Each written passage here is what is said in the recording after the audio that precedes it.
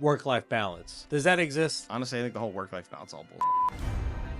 When I was growing up and I was in corporate and even entrepreneur, I can never get that balance. You hear it and it's like the buzzword, it's out there. You got a better work-life balance. Does it really exist or not? I don't think it does. How do you mentally keep up with that? At that point, I had enough. So I turned around and actually punched and clocked them. Be where you need to be and where you need to be and just do that well.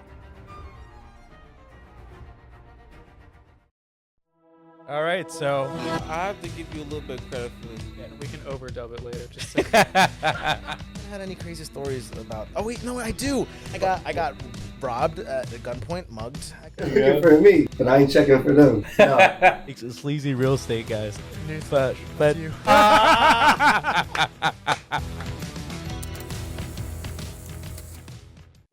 All right, so another episode of the EP podcast here.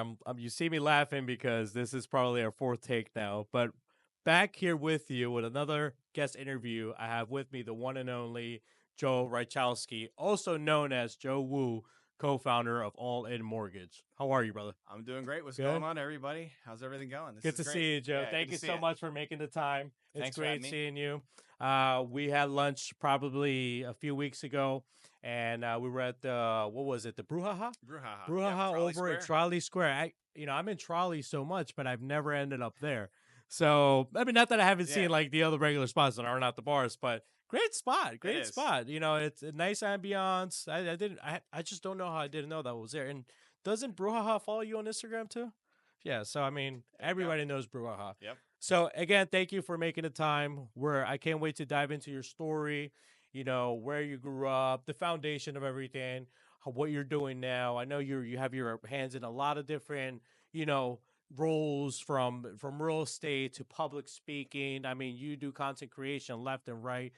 I'm really curious to dive into those hats. Is that all right? Absolutely. Let's do it, man. All right, let's do it. But before we do that, Joe, I would like the subscribers, in case they haven't already, I want them to like, comment, share with their friends, turn on that notification bell for many, many, many more episodes to come. And if they want to support the podcast, they can visit eppodcast.us to shop our merch. So, Joe, tell me, let's get the ball rolling. Where are you from?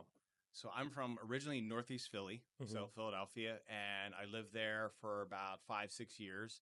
And then I moved out to the Midwest in 1984 to the Chicago area. My dad had worked for Sears for a number of years and basically just followed him around. So Philly and Chicago. So it's kind of a great combination of things. And then with Sears, we moved back to the East Coast in 1989 and ended up in Delaware and have been here ever since. Okay, so you've traveled around a little bit, but tell me about now. First off, are you an only child? I'm an only child. Yes, you're an only child. Yep. So you traveled around, and what was tell me about your early education days.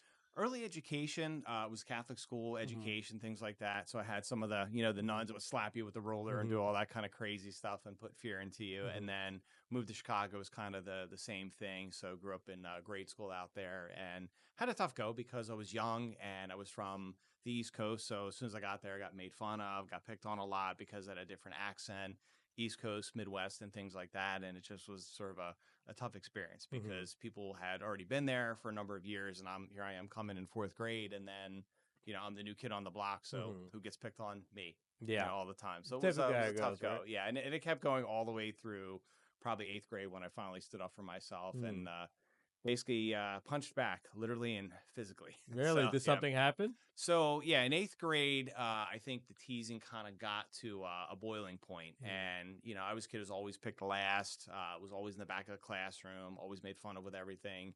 And I happened to be in the bathroom, and one of the kids came in and basically pushed my head into the toilet. And at that point, I had enough. So I turned around and actually punched him and clocked him and hit him in the eye. And then he punched me back. So yeah. First time I kind of stood up for myself. So it was pretty intense.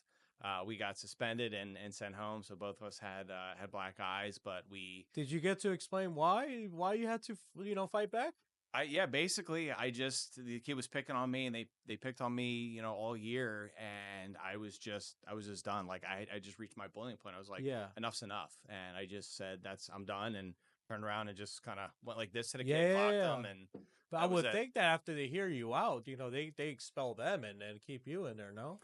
They didn't. And the interesting thing was, my parents and I had met with the principal, and she was a nun or a sister. And the interesting thing was when she had both of us sitting there with both parents, she's like, this is unacceptable. She's like, I get it. You had to defend yourself. But walking out after we had gotten suspended, she winked her eye like this at me. And it was almost like, I was like, I like that. Yeah. I was like, there we go. She's like, you kind of good standing up for Just yourself. following protocol. Yep. You're telling you what Yeah. I need to tell you. And Okay. graduation was a couple months later, and she said, good luck at everything. She's like, good standing up for yourself. So that was like, okay, cool. I like that. Yeah, So, yeah. Okay. yeah. Tell me about, okay, so because you were telling me that socially is a little bit more challenging because you were always moving around. I can Yep. relate to that a little bit. Right. I went to school in New York until like maybe 6th, 7th grade, and then came here to Delaware. So like always, because here's the thing with Delaware, at least I think, like people build like, not just for lack of a better term, cliques early on. Yes. And they grow up together. So it's hard to like get in there because they're very cautious of who they let in.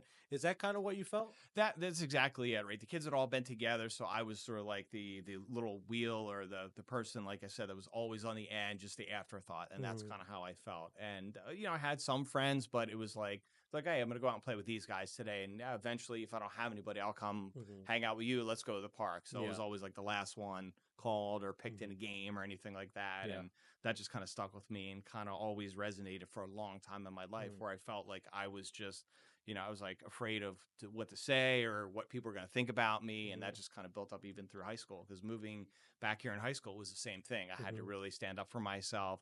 Everybody had kind of built some cliques together. Even though a lot of people were going to the high school, they were from different areas. They'd all had their friends already. And here I am coming back by myself. Alone. So tell me about how you were academically.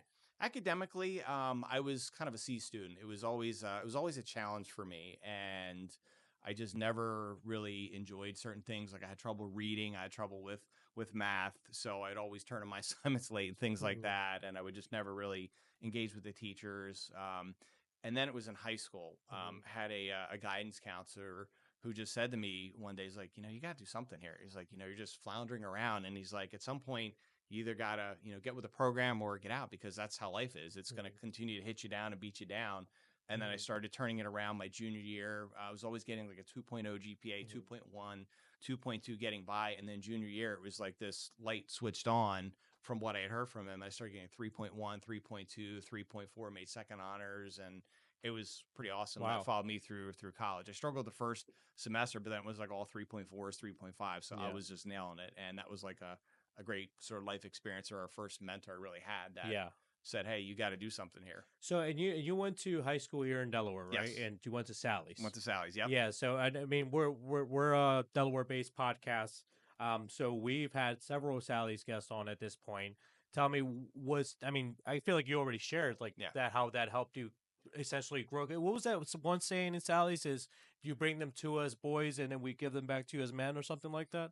Something in the lines of that? Yep. Yeah. You basically come in as a boy, you leave as a gentleman, a sleazy gentleman. So yeah. And that's how I felt like I left, because there was a lot of support there, and we did become a brotherhood. Like I was a little bit, awkward and a little bit shy and things like that, but some of the in crowd kind of took into me a little bit, which was great. And then by senior year, we all really got along, and it was great. We had our bumps and bruises, along the way, freshman, sophomore year. People go behind the school, go fight it out, or in gym class, you throw the ball really hard at somebody.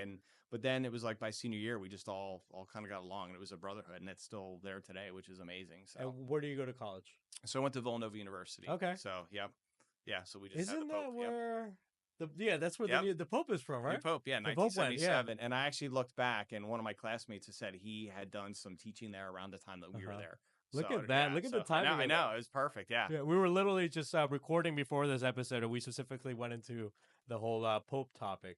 Yeah, it was wow. What are your awesome. thoughts on that? I think it's pretty cool. I mean, I think it's kind of nice to brag a little bit and say, hey, my university, we won these national championships in basketball, and we have the only school in the United States that has a Pope. So it's kind of cool. I think it's pretty neat, and it's a nice thing. And a Pope being American is kind of different. So right. We'll see how it goes. I saw someone say, I saw, because the internet loves to react when things happen. You know how that goes. Yep. I saw someone put up a meme about that day. It wasn't just white smoke; it was red, white, and blue. Yep. The smoke that came out. So okay, look at that. That's awesome. Tell me about your college days. Like, what was that like for you? Like socially, academically, was it any different from where Sally's was? It was. I had some friends and things like that, Mhm. but I was again like I started out a little bit slow, and then I started getting academically pretty good. But I still always had this sort of fear and Mhm. reservation about things. Like I went to college for film school. I wanted Mhm. to do film and things like that, and then I left there and I just went into banking, and that was it. And I never really followed my dream, and that was Mhm. a kind of a tough thing coming out of college, but it was okay. As your average student, I didn't do a lot. I didn't do much, wasn't in a frat or anything like that. I was in a couple clubs, but really just kind of hung out and did my thing. And that was kind of it. So it Mhm. wasn't anything unusual that happened Yeah. or anything, but it was kind of called four really good years. I learned a lot and, went on to my career in business. What was some of your takeaways that you still carry today in college? I think the biggest takeaway was with Villanova. It was always like always serve, always be out there to help people, and that was always something that resonated. We had a lot of retreats, and a lot of themes that we had were always be helpful, always serve, and the theme of our class was soar higher, and with Mhm. Wildcat Desire in it, and part of that theme was always achieve as much as you can, but also to always help somebody else out in need and things like that. So Yeah, yeah. which you do a ton of Yeah, today. yeah, Which exactly. you I'm do doing a it ton of everywhere, today. right? It's Yeah. like every time I turn around, And it's how did something. you end up in banking? So I ended up in banking. When I left school, I had that fear. Like I was like, oh, I really want to do this, but I didn't have enough sort of confidence in myself to go out there and basically go into film production. Mhm. I had some opportunities, but my dad was like, hey, I got a friend in banking. Why don't you just start there, get home, kind of figure things out? And I just got into banking and just sort of stuck with it. So Mhm. for me, it was kind of like I was just going through the motions, and that was it. I enjoyed it. I built a nice career out of it, but it wasn't what I wanted to do. I wasn't Yeah. fully, truly happy. Like it Okay. wasn't my full passion, but I made it into it and made it successful because I Mhm. worked hard at it. Okay. And so you did banking for how long? I did banking for probably a good 10 years. To 10 years. Yep. Okay. And then you went from banking, and then you dove into entrepreneurship Yep. eventually. It was there something in between before you Something in did that? between, Okay. yes. So I was in banking for 10 years. And it was like every couple of years, the local banks here, they were always divesting themselves into other banks, Mhm. selling themselves, merging and things like that. So every couple of years I was basically being displaced out of a job. And I got a call from a headhunter in 2007, said, hey, I've looked at your resume, love your work, really great stuff. Would you mind interviewing for a possible IT job? Like IT, what is that? Like technology? I have Mhm. no idea. And she's like, they want somebody that has some customer service experience. And she goes, it's for the Red Cross in DC, like a block and a half from the White House. And man, my eyes lit up. I was like, wow, that's really cool. But I'm like, IT, I'm like, I have no idea Yeah. what to do there or how to do that. She's like, no, they just want your customer service. If you can learn it, they'll teach that to you. So I went through like 10 interviews with people over the course of like 3 months, and they offered me the job. And it was one of the coolest experiences, taking the train down to DC in Northern Virginia for a couple of years, and was there for a good 5 years. And the organization was struggling quite a bit with financials and things like that. So I wound up outsourcing myself out of a job. And Mhm. then another headhunter came and said, hey, I've got a great opportunity for you for this company that does servicing and software for Comcast, and they're out in New York. So I was like, oh, that's a great opportunity. New York, Philly, I Mhm. love it. Mhm. Let's get to the big city. Yeah. So I did that, and then I wound up working for Comcast for a little bit, and then Comcast was like, hey, we're outsourcing and we're doing all these other things, so we're getting rid of some people in the business, and your whole department's one of Mhm. them. So Wow. at that point, I was like, man, here we go again. Yeah. I can't stay in corporate. It's Yeah. like every couple of years, and it was frustrating to try to build something Mhm. somewhere, and Mhm. it was tough. So the one thing that you keep telling me is this place change from this place to the other and all that kind of stuff. I'm curious, how do you mentally keep up with that? Do you ever like look past like, why does this keep happening? Does that ever happen? That's happened all the time Mm-hmm. because I kept saying to myself, I said, I'm really good. My reviews are great. What Mm-hmm. the heck is going on here? And then a friend of mine was like, well, it's just the industry. Mm-hmm. Banking's consolidating. This is what's happening. And IT is struggling. Red Cross is a nonprofit. They're struggling to get funding and things like that. So it's not you.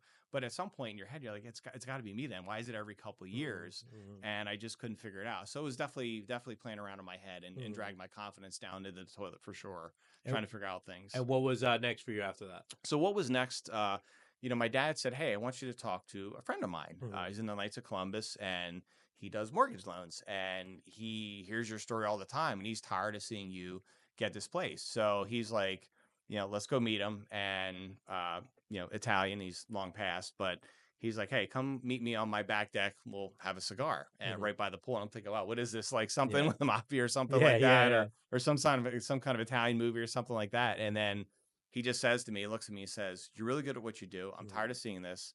Why don't you just create your own business? You can create your own lifestyle here in the mortgage business. It's very healthy. It's a great business to be in. You know, we've been through hell in the business and, you know, and the fallout and things like that. And this is around 2015, roughly. And he said, you have to work at it. But he's like, I could see you doing really, really well here and basically being your own boss. And that just like lit me up, like being my own boss, getting tired of working for people and having people dictate, I'm displaced, I'm out of a job. Okay, great, I'll do it. So I signed up for it. And it was just one of the coolest things I ever did. And just have been in the business ever since. Yeah. So tell me when you finally said, all right, I'm going to take a leap into this. What was that? Because it was, I imagine, in unknown territory. Did you have some sort of mentoring from him? I had some mentoring from some people in the industry. He put me with some people, and there was a great core group around. And obviously, there's training. It's a heavily regulated industry, so that was huge. But it was a big challenge for me because I had nothing about mortgages. I had banking experience, like credit cards and customer service and IT. But the one thing that he would say is like, you know, I see some of your stuff on Facebook. It's really cool with what you do. You can build a business here. And I didn't put all the dots together, but I was thinking like, okay, there's something here. I like this. I like what he's saying. It sounds really cool. And everybody was like, I don't know if you could do that. Like, you have to be sales, you know, you're not salesy, you're not outspoken, you're not this energetic person. So everybody around me was like, I don't think you can do this. And I'm like, interesting. I'm like, wow, everybody's kind of on me. But I was just like, I love the idea of working for myself, being my own boss. And I was like, let's do it. And that's what really started getting me going, was just that energy of doing my thing myself. Yeah. So it's that you were in an area before where you couldn't see those aspects of Joe. Right. And then now that you finally were in that space to become that new version of Joe, right, that you were able to do it. Because I'm saying you're pretty active on social media. You have a good following on social media. And I'm wondering like how, you know, because there's a lot of people on social media that they look like they're doing good, that look like they're doing like really well, but in reality, because, you know, we only see the highlights. Right. You know, tell me, how is it that you use social media to leverage you as a professional, your business, etc.? It's just every day I just share with who I am and the person I am versus always sharing educational videos. I feel like people are always putting out educational videos, or they're putting out the same kind of content. Like they'll take out their phone, hey, I've got this great open house, or hey, I've got this great mortgage program. And I'm doing funny, silly videos, kind of sharing who I am. They're seeing my personality jump out. And it hit me about 2 years ago around Christmas time.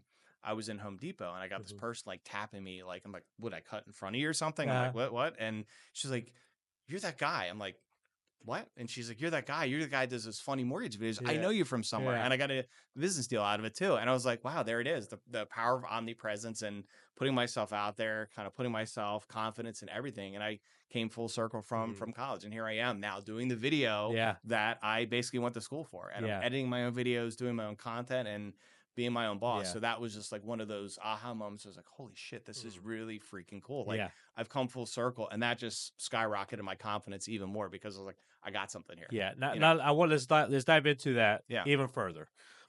Is it really what social media makes it seem? Is entrepreneurship as sexy as it's put out there to be? Not at all. Not at all. Absolutely. It's all bullshit what you see. Okay. Because I've been the one that's signed up for all the courses out there from all the gurus and the fake gurus, and, you know, spent thousands of dollars on all the stuff out there. And it's all crap. I mean, you know, it started with a few people putting the Lambo and the books in the garage. We all know who that is. And I'm like, come on, really? Like, it's not at all. They glamorize it. And even a lot of people, there's some local people that do it, but it's like, it's not like that at all. Yeah. It's I mean, people think, oh yeah, I can turn a business around. Let me flip a business, or let me get some followers and start going. No, you got to put the hard work in. You got to put the time in and hone your craft in the business aside from the social. And, if you're saying it's not what you were seeing on social media, then what exactly is it? So what exactly is it? What exactly is it? Like, it's not like the Lambo, not the here in my garage, you know? So is it, what is it? Long days, early mornings, late nights? I know you told me that you're an early bird and all that stuff. So tell me, what exactly is it? Because if it's not sexy, then what it is? It's long, grueling, lonely days, but it's so worth it, because you're your own boss. You create your own rules when you're an entrepreneur. When you do things, I can say, hey, you know what? It's Friday at 3 o'clock in the afternoon. Guess what? Taking the kids, we're going to go somewhere. We're going to go out to dinner. I'm going to go out with a friend. We're going to have a couple of beers and relax. So I'm not tied to a desk and a time clock or anything like that. But it's long, grueling days. I'm up every day, probably 4:30 in the morning, get my routine going, get my thing going. And, you know, there's some days where I'll work till 11 o'clock at night. But there are times where I know, okay, it's not a balance. It's a harmony of things. Okay, where do I need to be? What do I need to do? I need to take this weekend off. I'm burned out. You know, I was on a field trip earlier this week with my son in New York. I was able to do that because of this lifestyle and the business I've created. And I probably couldn't do that in corporate. Yeah. And I think one of the things for me is like, I've prided myself in never missing a single event for my kids. I always took the red eyes back. In the last 10 years, I really made sure that I was there for my family and my kids, no matter what the event was. Even if it was a little singing thing or a 5-minute award ceremony, I was always there. But yeah, entrepreneurship, it's long, grueling, hard days. It's not that sexy lifestyle that's out there. So do you recommend it? I recommend it because you learn a lot about yourself. I get excited by it because I think if you find the business you want to be in and you find the niche that you want to be in and do what you want to do, like it's an amazing experience when you can help people or be in a service industry or like I'm in mortgages, to be able to help somebody find a home and see them, just the emotion of somebody saving up money or getting money from a family member or buying their first home or buying their investment property and see just that emotion. It's like, wow, we helped somebody.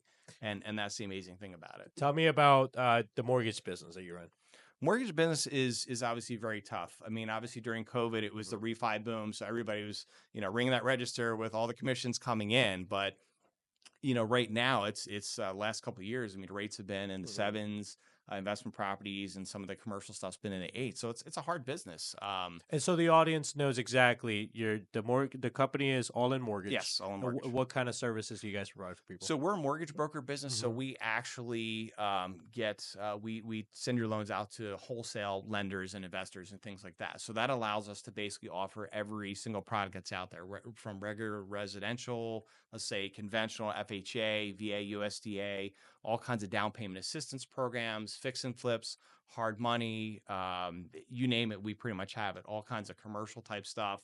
And we sign up with probably 10, 15 different lenders, and it allows us to have a wide variety of products versus like a bank where it's like, hey, we have just a couple loans and that's it. Because when I got into the business and when we split off and did our own thing, I was like, I want to help everybody. I just don't want to help a certain part of the population. Like I want to be with you for the life cycle of basically buying your house, your first house, you know, and then maybe your kids and grandkids and things like that. And you want to buy an investment property, beach property, I want to be there with you for that. And that was just the experience we wanted to create. Yeah. So, and how is it that you go about finding these people? Like, how does one get in the position to say, all right, I'm going to go to Joe now for this specific service? Right. So people can find me on social media. I'm always active every day. I'm posting constantly. I'm in social media groups. I'm in networking events. So I'm constantly out there hunting for the business. And that's part of the entrepreneurship. It's part of the long hours. You got to hunt for the business.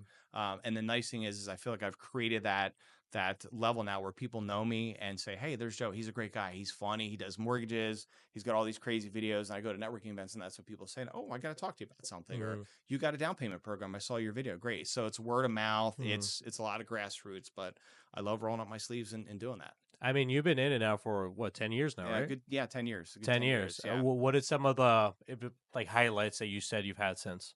I mean, COVID was pretty amazing because we were on the floor. The phone was ringing off the hook. I mean, seeing interest rates drop from the 4s and 5s. So I had somebody a 15-year 1.75, and I was like stunned, like, holy crap! Like, how is this even possible? Yeah. So getting a lot of Pretty business. sure we all just gasped. I got some air right now. Never Like, happen whoa! again, right? Right.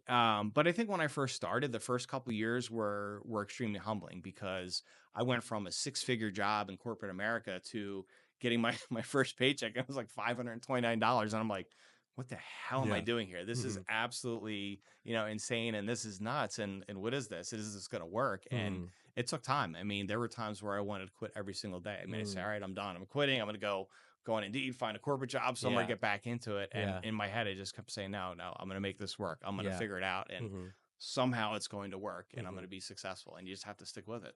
And where do you think the market is now? The market, it's still a seller's market. It will become a buyer's market again soon. I mean, it's starting to see some of those signs, Which are which are basically we're starting to see more buyers come out. We're starting to see sellers actually lower some prices a little bit. They're doing some more concessions and things like that. So starting to see a little bit of signs of that. And obviously rates I think have to come down a little bit more. But we're starting to see some appraisals come in a little bit lower, where the purchase price is like, let's say 860 and appraisal comes in for 845. So we're starting to see a little bit of all that together. What are rates at now? So right now the conventional 30-year is about 6.875 roughly. FHA is probably 6.4. VA kind of follows that same thing. Commercial rates are like 7s, 8s, hard money's 10s, 13s, somewhere around there. Yeah. So it's still high. We're still on the higher end. How lower do you see that getting? I think it's got to get to, for this market to really turn around, probably like mid 4s to mid 5s is where it needs to settle. Mid 4s to mid 5s. So right now, if the conventional is at 6.8, when we had things dip a couple months ago, we were starting to see. I actually priced the conventional out of 5.99. I locked it somehow. There was one day where it dipped, and I got that. So I think for people to make more moves, you got to see the rates start to dip into the 5s and start to level off in there a little bit. Yeah. Getting out of the 6s is key. Okay. Yeah. So as a potential buyer, is that particular what you should be looking at? It's a lot of different things, right? Okay. I mean, I think the biggest thing for any buyer out there right now to be ready to get a home is getting that pre-approval process done and getting it done very thorough. Not just like, hey, I pulled credit, I looked at income, it looks great. Because I see a lot of that. I get a lot of rescue loans out there, which is pretty crazy. But to really do a very thorough pre-approval and run you through some automated underwriting stuff that we have, some systems that we have to make sure that this person is truly qualified for that loan, so nothing happens and nothing falls. And That's a big thing. what does that look like from I mean, is there a seller's lens to that?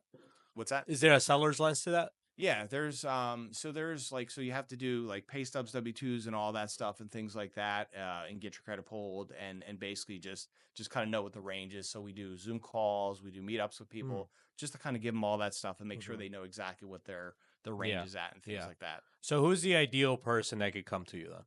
Ideal person is anybody really ready to buy. I mean, I want to help everybody and anybody. I know that probably sounds crazy, but I love helping the first-time home buyers, the young kids that are out looking to buy a home, or the folks that want to downsize. They've got grandkids now and they want to downsize to the beach and find a nice beach home, or the person that's starting out as an investor, they're taking the course and like, all right, I don't buy my investment property. I want to do one of those DSCR loans or whatever they are. Let's do that. So I just love the excitement of seeing different people and helping different people and wherever part of the journey that they're in life. Yeah. Okay. And you're telling me a lot about being of service and serving everybody you possibly can. Yep. Is that how you ended up getting into public speaking as well? That's how I got into it. I just felt going through everything that I went through, being picked on, having a lack of confidence and basically doing a whole shift where I'm out in front of people now. I'm speaking in front of people. It's like, I want to get back and help people from all the experiences that I've had, all the tough experiences. I mean, I speak to parents about kind of being bullied, about social media awareness, because I'm on social media so much, to helping people with credit issues and things like that, how to understand your credit report, or how to qualify for a loan, or just how to have a great mindset, like an unstoppable mindset like I have now, because I'm in the position where I'm like, nothing's going to stop me from being successful. There's just nothing out there. What fuels that?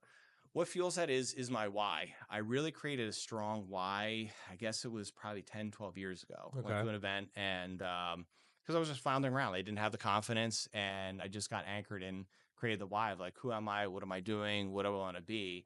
And when you center yourself and say, okay, this is who I am. This is why I want to do what I do. It's amazing to feel that and see that, when you What was this event? Tony Robbins event. Tony Robbins. Did firewalking. I think I've heard of that guy. Tony Robbins. I think everybody Yes, has, that's familiar. Yeah, and it was just a huge mindset shift. I walked on hot coals. It's like you walk on fire, you walk on these hot coals, and I do that now as part of some of the speaking things I do and helping people. Yeah. But I was like, oh my gosh, this is totally out of my comfort zone. What the hell am I doing? And I have no clue. How am I going to do this? And it was such an amazing experience. I mean, just such a level of just confidence, ideas, and it was like my whole world turned upside down for the better when I went through that. And it just brought me confidence, excitement, and I really got to know who I was as a person, what I was about, and what I needed to do. And just anchoring me in with all that. And things change. Your why changes because now I have kids that are a little bit older, got older family members. So there's things that change in your why and what you do. But as long as I stay grounded, know who I am, that's it. So tell me about your family. How big? How many kids? All So I that. have 2 kids. I have a daughter and son. So I've got kind of the rich man's family, the one daughter, one son. She's 17. She'll be off to college. Not this year. She'll be a senior, and my son's gonna be a freshman in high school. Yeah. So it's pretty cool to see. So I have a wife, and we have both sets of parents that are still alive, and they're in their late 70s, 80s, which is amazing. Yeah. This day and age. I mean, I didn't have my grandparents growing up. Or actually, I had my grandmothers, but I didn't have my grandfathers. But having the kids to have both sets of grandparents is absolutely amazing, and to see that experience is great. Tell me about that entrepreneurship and parenting. How do you now? You specifically say it's not a balance. It's about was it rhythm? The word It's harmony. Harmony. Yeah. Sorry, harmony. Yeah, because I was always like, everybody's like, oh, you got to balance, right? You got to do this balancing act of like, oh, I got work, life, and you look at it just like I'm doing. It's like a scale. Like, how can you ever really truly balance it? And my business coach said, dude, he's like, you got this whole harmony thing. You've got this whole thing where you're just unflappable. And I kept hearing the word harmony. I'm like, that's what it's about. It's like, be where you need to be and just do that well. So if I need to be at a family event for a day, I'm totally focused and committed on that. I know where I need to be.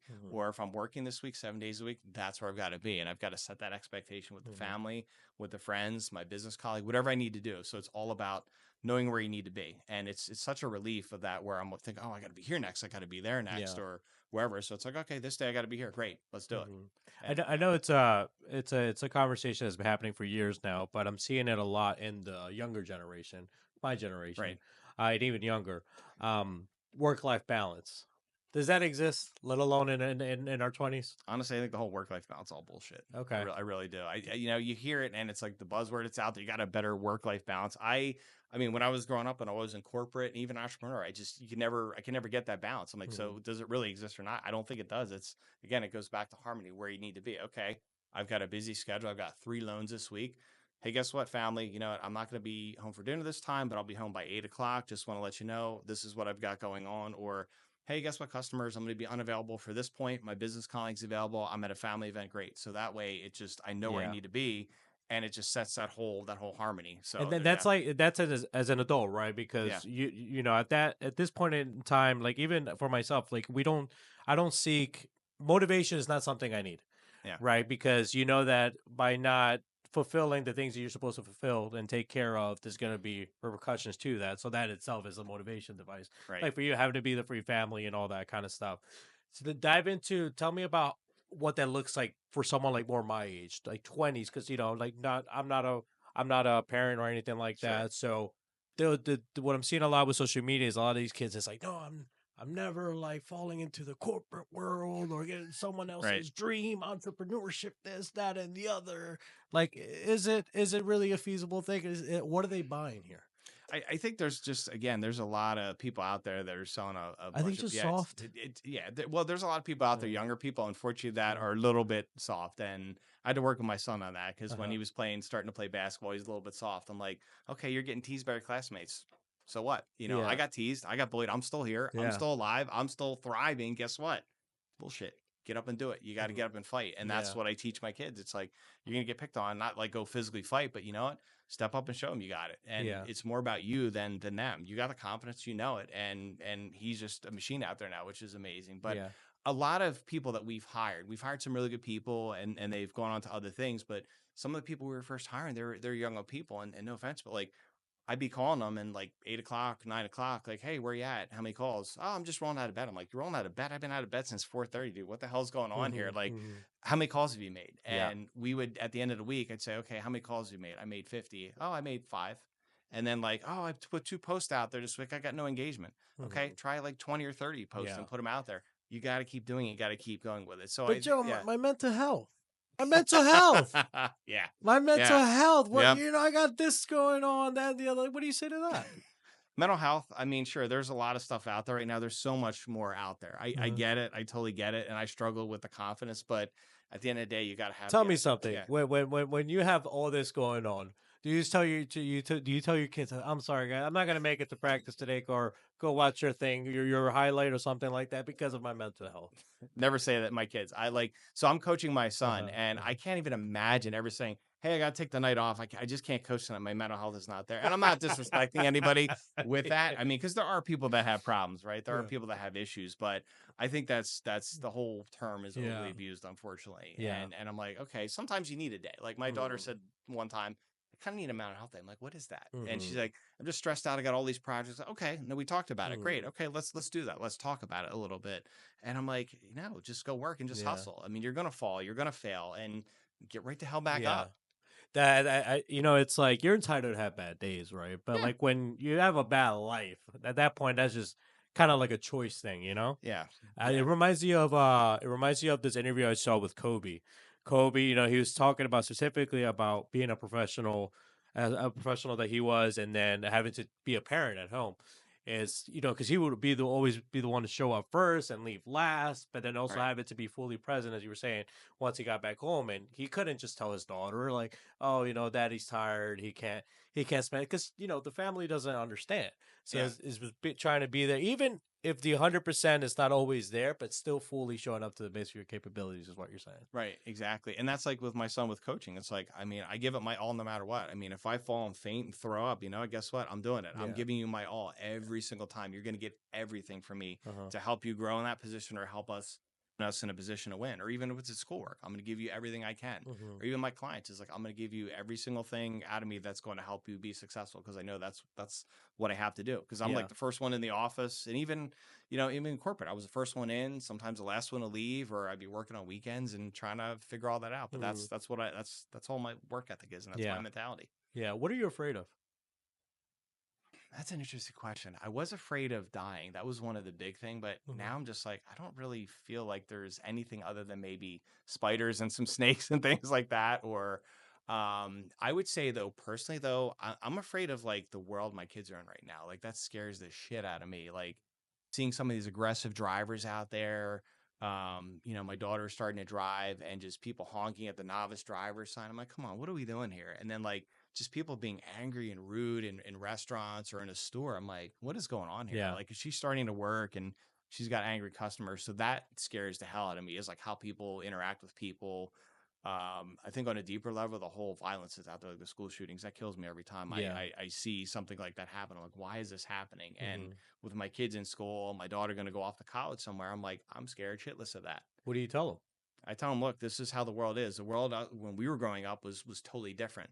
But, you know, like I keep telling my daughter, I'm like, look, you're a female. You have to be aware of your surroundings. Sometimes you're like me, where we don't have the common sense and you don't know where you are. But the biggest thing I can teach you is just be aware of your surroundings. And when you go out somewhere, go out with friends, you know, always have your phone charged up. Always be prepared as much as you can for things, to know what's going to happen, because you never know what the hell's going to happen. And try to put yourself in a position to be successful or win, or if you get into a bad spot, to be able to get out. And always know that we'll have your back no matter what. So give us a phone call if you're stuck somewhere or something. Yeah. And that's why I try to tell them, because at the end of the day, you can't control what other people are going to do, but I can at least give them the right mindset and the confidence to get out there and just sort of fight the good fight out there and try to be as successful as possible.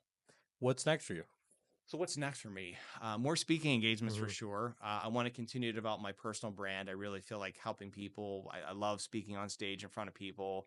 I love doing the one-on-ones with people, helping them out and just digging in deeper in their life. Like, hey, how can I help you? Definitely writing a book. I've started to write a book on mortgages, and then I also started over spring break writing a book on mindset, like a short mindset book to kind of help people through the week and their days and things like that. So definitely that, and just more exposure, more social media out there for sure. Yeah. If you could right now speak to the Joe that was struggling socially growing up, getting bullied and all that stuff, what would you tell him? I love that. And I've actually talked to that person quite a bit and said, hey, dude, it's going to be all right. Just know that life can be a bitch. Life can be hard, but just know that it's going to be okay and it'll all work out. As long as you believe in yourself and you know who you are, you'll be fine. Last but not least, how do you want to be remembered? How do I want to be remembered? Just as somebody that was just a good guy that you could sit down and have a beer with and just chat and talk about life, or by a fire pit, and somebody that people say, you know, that was a really funny guy, really cool guy that just was able to help people and give them the shirt off their back. And he had all this confidence to help me. And now I got the confidence to do what I need to do. And that's how I want to be remembered. Well, Joe, where can people find you? People can find me anywhere on social media. So you can find me at JOEWOO.com, JOEWO.com. That's my personal site, or allinmortgage.com. That's our business site. All the contact information's out there. Obviously, just look up JOEWOO on all the social media sites, and you'll see me everywhere in all the groups and all my pages and stuff like that. Man, you make it really easy. You make it really easy. You know your stuff. Even, some people, sometimes their whole identity evolves around one thing. And I think that's what makes you even more interesting, aside from what you do, is that you have you're a father, you're an entrepreneur, you're a public speaker, you're the whole nine. So you make it very easy to sit down and talk to you. So I really appreciate that, This has Joe. been fun. No, I appreciate the time. We'll have you again. We'll have you again. And Let's do I it. can see us working in so many other things in the future as well. But Joe, I really appreciate you taking the time to come here on a Friday evening. This has been great. We've enjoyed listening to you. I hope the crowd, I'm sure they're going to get so many gold nuggets from you. Go message Joe, man. He's extremely welcoming. He's open arms, everything. Every time we talk, he's been extremely nice. Yep. Joe, Appreciate that. again, thank you so much. Thank man. you. And you guys, my subscribers out there and all my people out there, you guys know the drill. Anybody that gets me on a show, subscribe to them or else. Seriously. I appreciate that. If you haven't already, like, comment, subscribe, share with your friends, and until next time.